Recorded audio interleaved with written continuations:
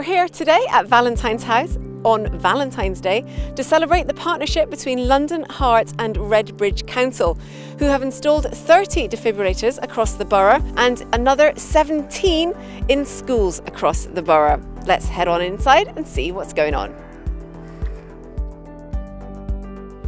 Good afternoon and thank you all for attending the launch of our defibrillator project, which I understand is the first of its kind where a whole borough has been mapped and provides a resource that every resident can use.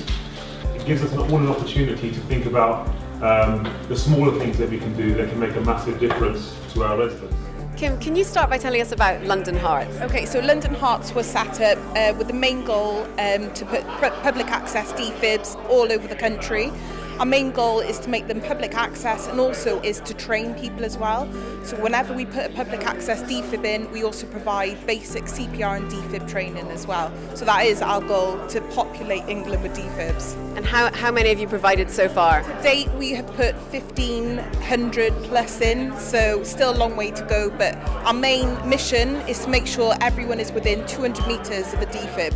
So that is our goal. And how important is training to us? Okay, so anyone can use a defib. You do not have to be trained. It's like the biggest myth out there, but obviously training, it's more from an awareness point of view, but anyone can use a defib. AEDs are safe to use. There's a lot of, people are scared about using AEDs and they're worried that you can actually kill someone as a result of it. The only time you can actually hurt somebody is if you drop one of these from a great height onto somebody's head, which I don't recommend that you do. We're joined now by Dr. Zafar Iqbal, who is the lead medic at Crystal Palace Football Club. Thank you for joining us today. Thank you for inviting me. Can you tell us a little bit about your involvement at this event?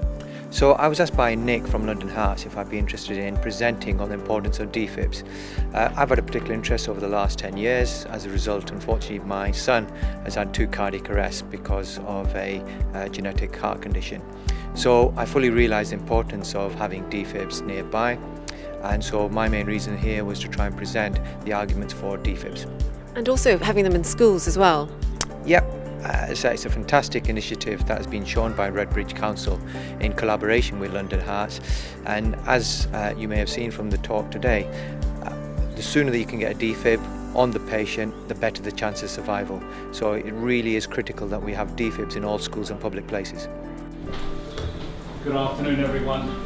It was okay seeing 2 people who are experts in the field demonstrating calmly, casually, because they do that as a living. But imagine if this is your loved one and you're having to do this, then that bar is raised so much more. Somebody else who's totally unrelated can sort of say, look, you step aside, I know how to do this.